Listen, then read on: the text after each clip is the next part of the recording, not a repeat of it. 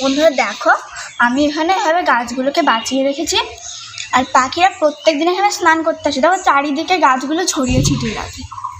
আমি তাই ভাবি যে গাছগুলো আমি এত কষ্ট করে বাঁচিয়ে রেখেছি এনে, কে এরকম করে? মানে না, সেটা কোনো ব্যাপার না, ওদের জন্য এরকম জল রাখাই উচিত গরমের দিনে, ওদের তো তাতে ভালোই হয়।